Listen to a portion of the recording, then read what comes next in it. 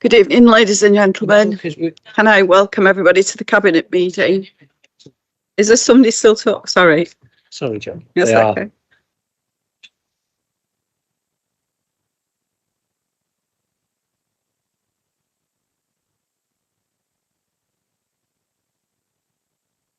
Okay.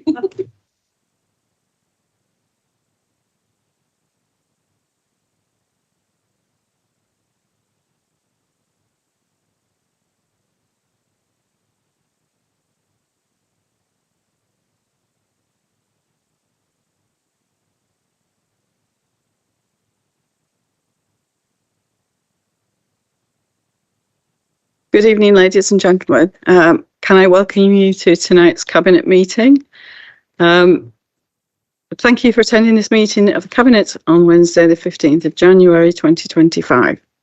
I'll now outline some housekeeping rules. There are no planned fire alarms, so if it does sound, please leave via the emergency exits. Those on Teams can stay exactly where they are. Thank you. Can I request that all mobile phones are kept on silent and switched off? And can we please start with introductions? I'll introduce myself. My name is Councillor Jackie Alty. I am leader of South Ribble Borough Council and Cabinet Member for Strategy and Reform. So I'll hand over to Aniela. Evening, everyone. I'm Aniela Blinsky-Gelder, Councillor for Leyland Central Ward and also the Deputy Leader and the Cabinet Member for Communities and Housing. Yeah, good evening, everybody. I'm Councillor Matthew Tomlinson. I'm the Councillor for Broadfield Ward, and I'm the Council's Cabinet Member for Finance, Assets and Commercialisation. Good evening, everyone. Councillor Colin Sharples representing Earnshaw Bridge Ward, and I'm the Cabinet Member for Customer and Digital. Good evening, Kath Unsworth, Councillor for Broadfield Ward and Cabinet Member for Environment and Street Scene. Hi, my name is Claire Hunter, Councillor for Bamber Bridge East and Cabinet Member for Leisure and Wellbeing. Matthew Farnworth, Councillor for Seven Stars and Cabinet Member for Culture, Community Wealth Building and Licensing.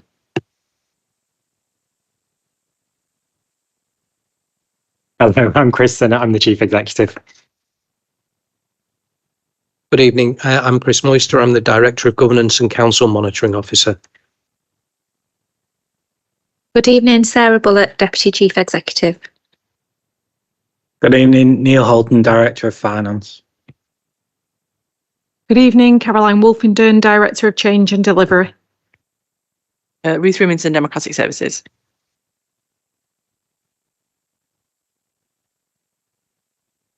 Okay, thank you. Please note that members of Cabinet are attending in person here at Civic Centre with officers. Other members of the Council may also dial into the meeting via Teams to observe and or participate in the meeting. And please note that this meeting is recorded and live streamed on YouTube. The web link for this can be found on the Council's website.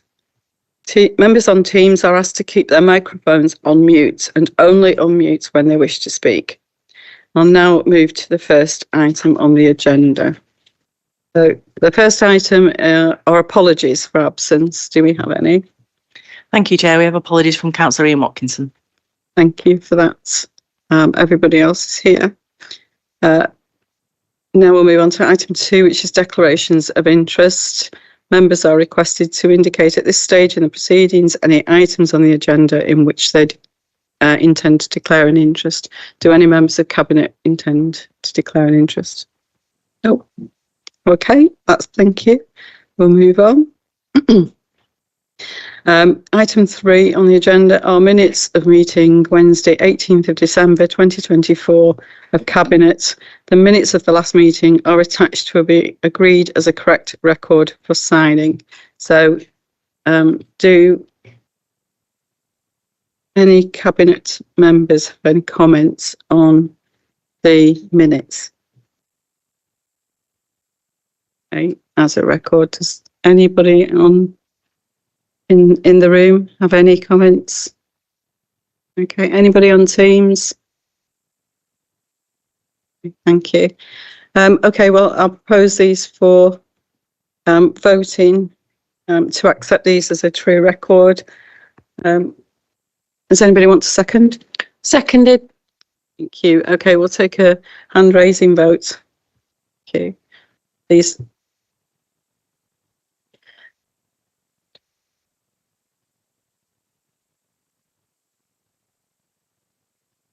Okay, thank you. Those are carried.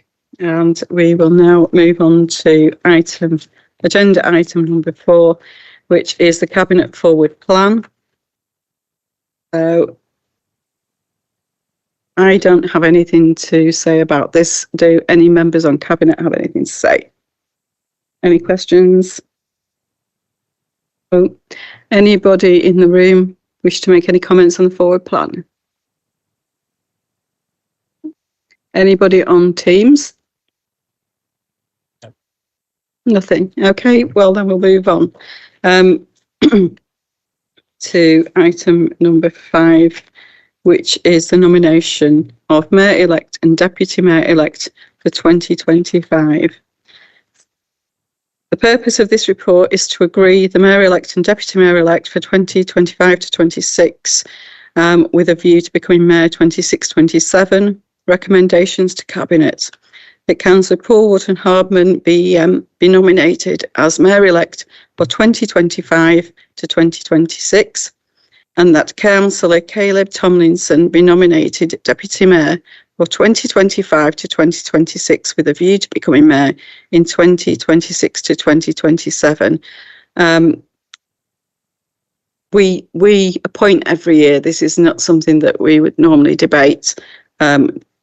The candidates have been chosen, selected, and I wish to propose that we go ahead with this. So I'm proposing, is there a seconder? Seconded. Councillor Tomlinson?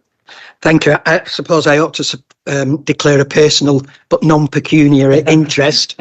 For the benefit of those who don't know, Caleb is my brother. Obviously, I'm thrilled to support this. He would have been here tonight. He's so looking forward to this. He's really not well, actually. He's got a severe reaction to influenza, so he's on antibiotics and an oxygen mask. He's stable, but he is in hospital. But he wanted to send everybody his best wishes and say how thrilled he is with the appointment, and he's really looking forward to it. Will you send his best wishes from us too? Anybody on Cabinet wish to speak? Okay, then I am going to go over to Teams first. And I believe Councillor Paul Wootton-Hardman would like to speak. Thank you. Just before I start, obviously, please send my best wishes to Caleb as well. Obviously, I do hope he makes a very full and very fast recovery. And I'm very much looking forward to working with him as Deputy Mayor. I just wanted to thank Cabinet for this nomination. I've worked very hard this last year to support the current Mayor, Councillor Peter Molyneux, and I'm sure he will vouch for me that I've attended to support him where possible, and I've also supported him and his lovely mayoress as much as I possibly can. So very much looking forward to this honour and privilege and representing the borough moving forward.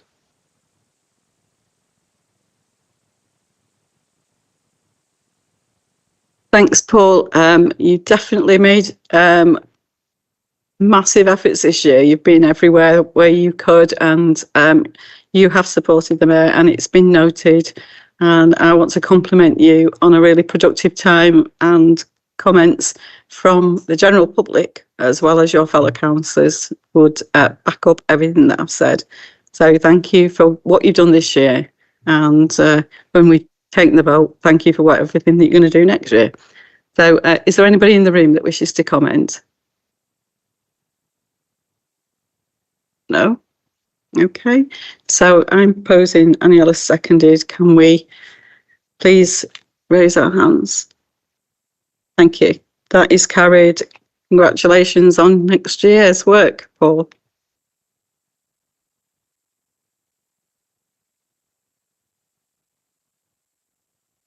The next item on the agenda is the equality strategy, item number 6, and it, forgive me, sorry.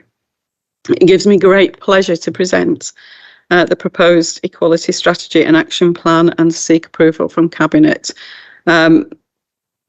I can't tell you how important this is. It has to be at the cornerstone of everything that we do.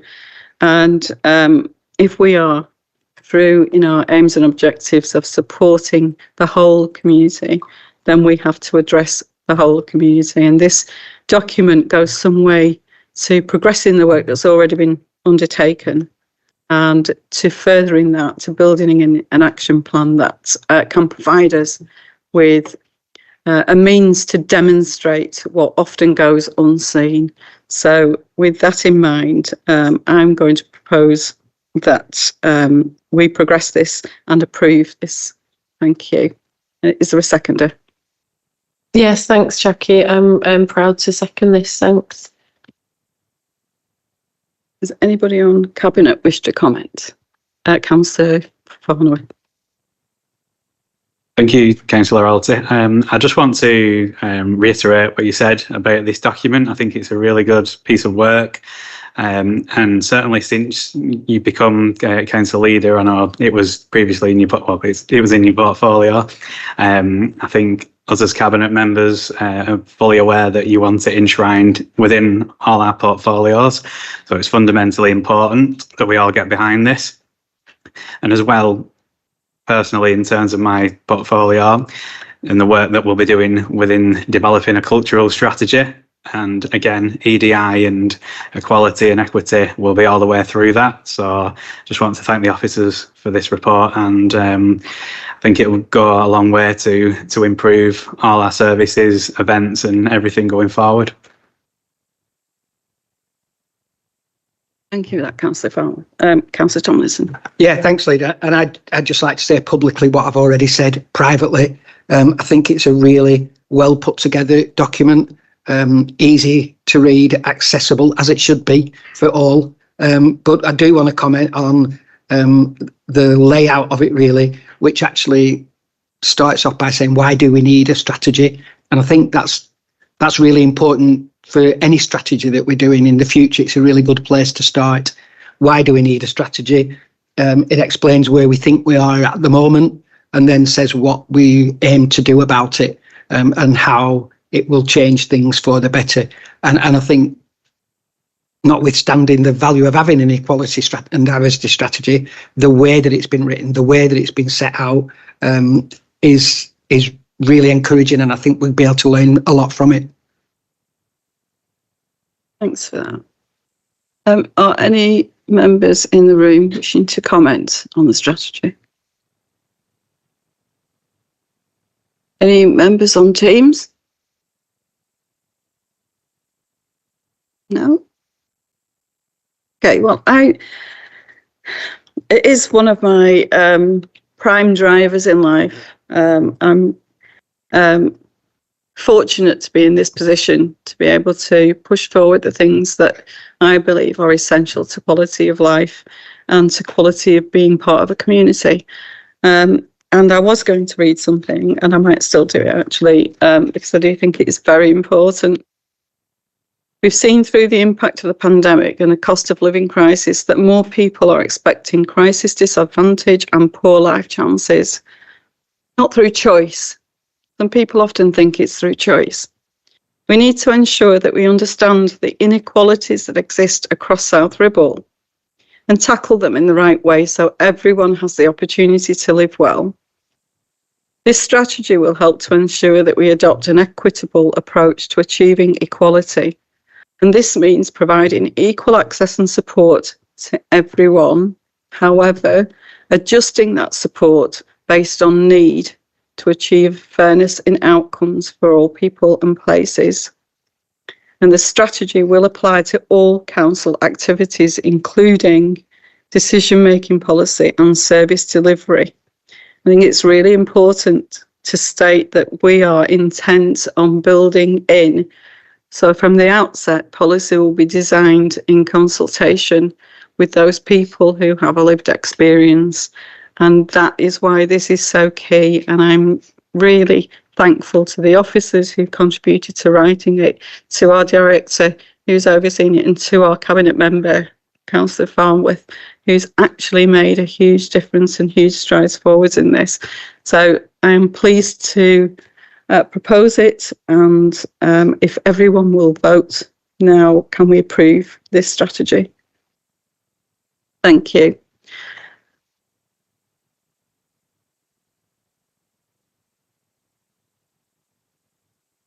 And I now have the pleasure of handing over to Councillor Tomlinson for the next item. The pleasure's all mine, Leader. Thank you.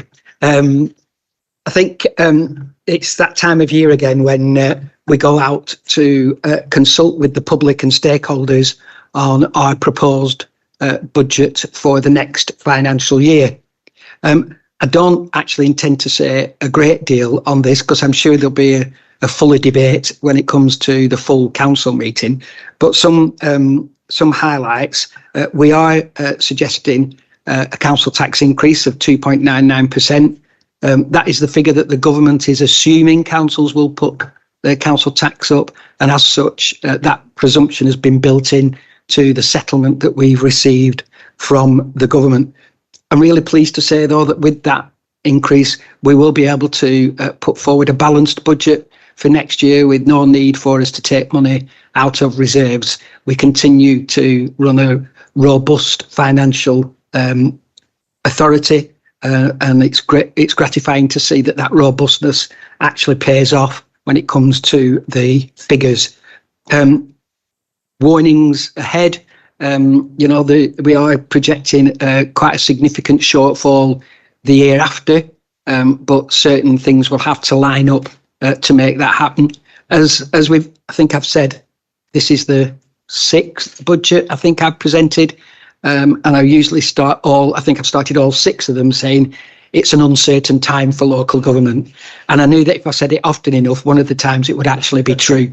But it certainly is this time. Uncertain times for a lot of reasons, but financially, once again, it's a 1-year settlement.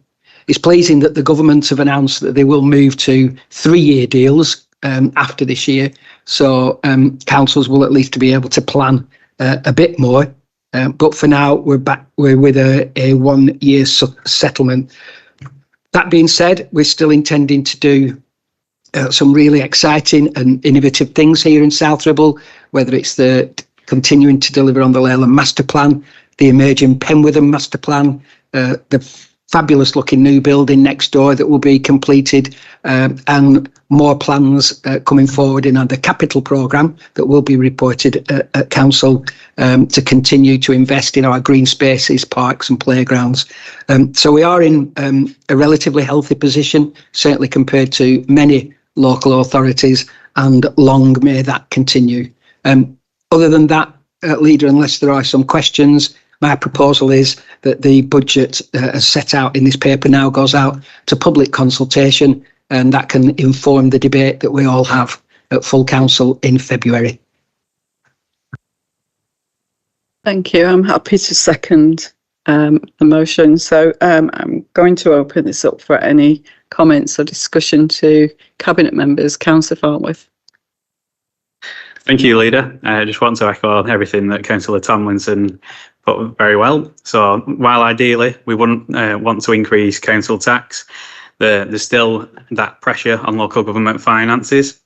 So I think we need to have an eye as an organisation on the years ahead. But I think as an administration, we've displayed economic competency here once again, while still delivering projects for our residents. And again, like Councillor Tomlinson said, I think it's really important that we recognise a new government's commitment towards a multi-year funding settlement for local government, because that'll allow us to plan. And it's also important to note that's included in the document that South Ribble, we're round about the middle in terms of neighbouring councils who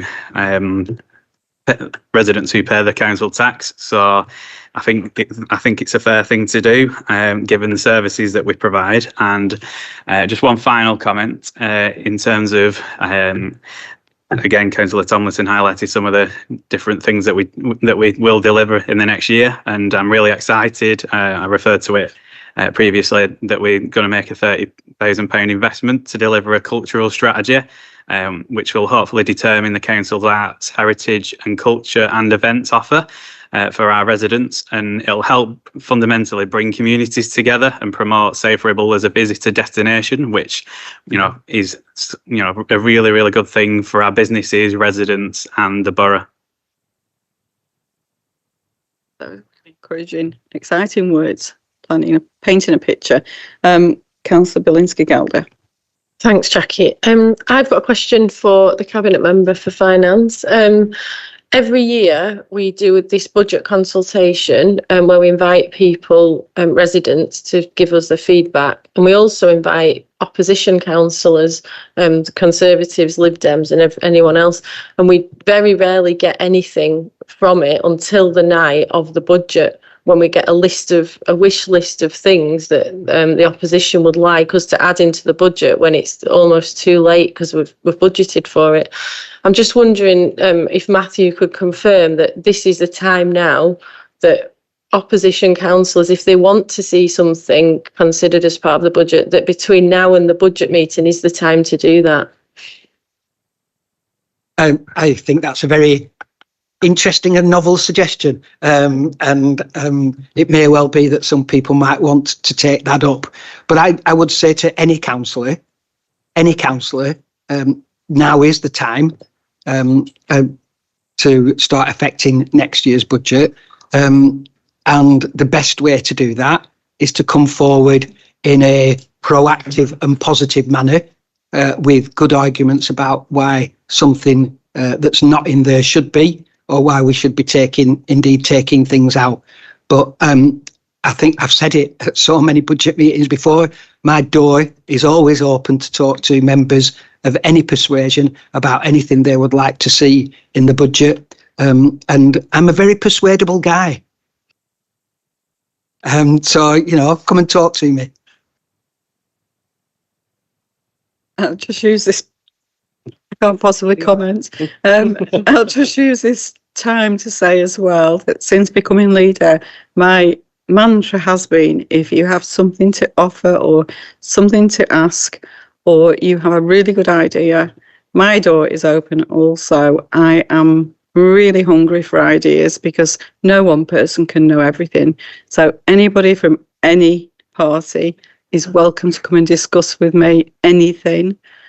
If you think it's of use to us as a council, if you think it's of use to us and our residents, if you think it's a representation that is underrepresented and you've got something to offer, please come and tell us.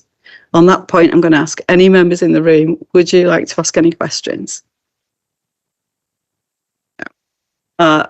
Any on Teams? Councillor Wharton-Hardman. Thank you. I just wanted to come on the comments what was made by Councillor Tomlinson and yourselves. I think that's really good and shows that this administration's more than just politics. It's not about politics. It's actually about our residents. And by giving the opportunity for all councillors of all parties to come forward, we all represent our own communities. So I think that's a really important point to make. So thank you for that.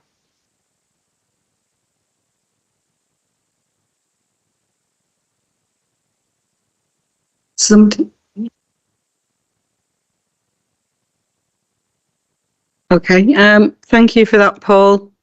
So we've got Councillor Phil Smith.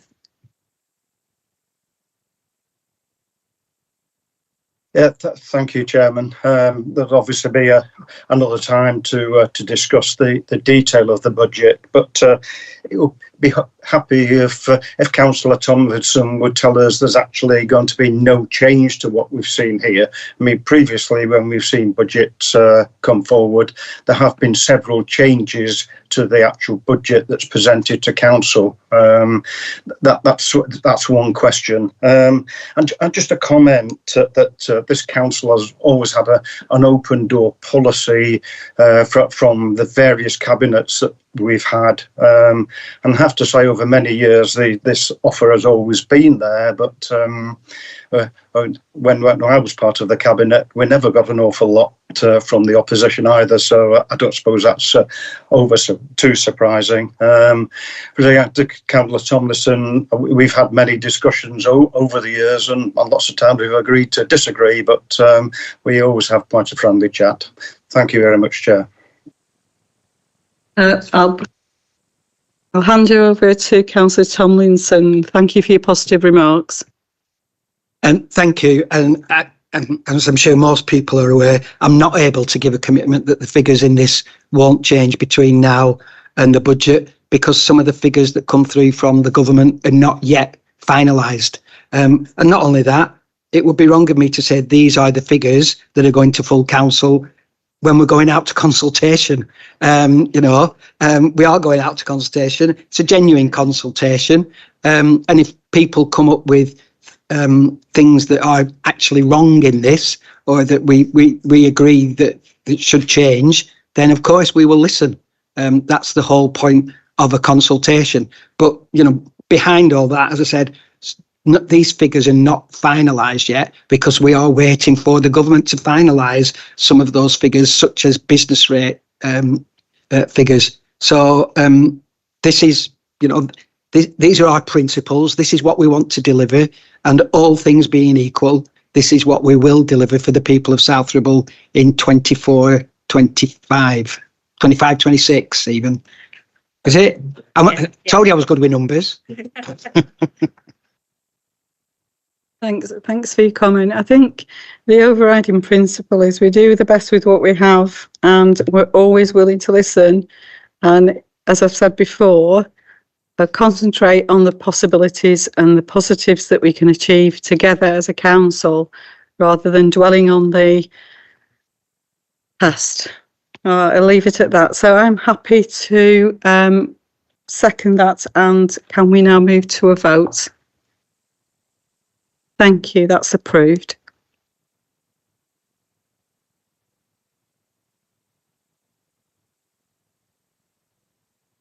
And on next item, which is agenda item 8 on fees and charges, I'm now going to hand over to Councillor Matthew Tomlinson again. Thank you, Leader. And this is separate but a part of the previous report that we've just considered, because the budget that we've just agreed to go out to consultation on is influenced by the figures in this report that we're asking Cabinet to agree tonight. A couple of changes from more recent reports on fees and charges, because for the first time in many years tonight, councillors are being asked to agree an increase in leisure fees. That decision has been taken by the Leisure Trust for a number of years, but due to certain tax changes and legal changes, it's now something that councillors have to agree. I'm going to be really honest, I was feeling real uncomfortable with that, because there are people much better equipped to decide how much an adult swim costs than I am. So I'm happy to take on board their recommendation. And so you'll see that in the leisure fees, it's suggested that there is an increase of 1.7% in line with CPI as at September just gone. The big change is an increase of £5 a year for the garden waste collection. That still makes us the cheapest authority in Lancashire, apart from Ribble Valley. And in fact, some councils are charging, 70% more than us. So we are not just the cheapest, we are easily the cheapest in the county. There are a range of fees and charges that are frankly not in our gift. They're set by government. So they're such as planning charges, legal charges, they will go ahead. And then we are asked to approve some changes to the bulky waste collection, the trade waste service, and some tidying up about the conference centre facility charges, including a new optional charge for people who want security on the door for evening meetings. So that being said, oh, I really should have said, for the first time we're agreeing the rents for Jubilee Gardens, so that's quite exciting. It's a sign of how close we are actually to getting people in there. There's several other small charges that we're being asked to agree to, that whilst they don't add up to much money for the council, we are legally obliged to put the changes through Cabinet. So that being said, there are 12 recommendations, which I don't intend to read out unless you're in punishment mode, leader, and then of course I will. But other than that, I recommend all 12 of them to Cabinet and hope that you'll support them. Yeah, I'm not. So I'm more than happy to second this document and approve it. So I will offer it open to Cabinet for any members to comment.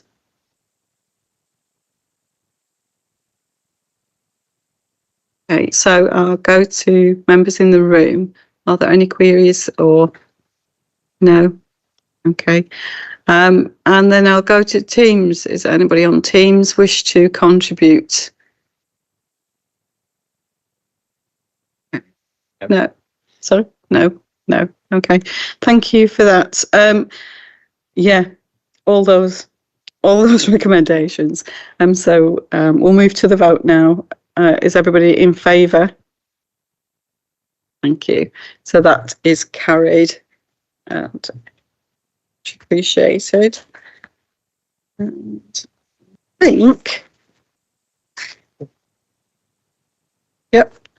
think that's the end of the meeting. I want to thank everybody who's attended on Teams. Much appreciated to have you here, and thank you all for reading the documents and for those who contributed. Thank everybody for being in the room who made the effort to come out. I know it's not great weather for that. And thank you to all the officers and the Cabinet members who contribute to developing each and every one of the documents that we see presented. It's not often that we take time to just reflect on the work that goes in behind the scenes. People don't see it unless we tell them about it. So thank you to every member that contributed and every officer also. And we'll look forward to seeing you soon, actually, in the next Cabinet or Council meeting. Yeah, coming up quite soon, I think. So have a good evening, and for those who've travelled, safe journeys home. Thank you.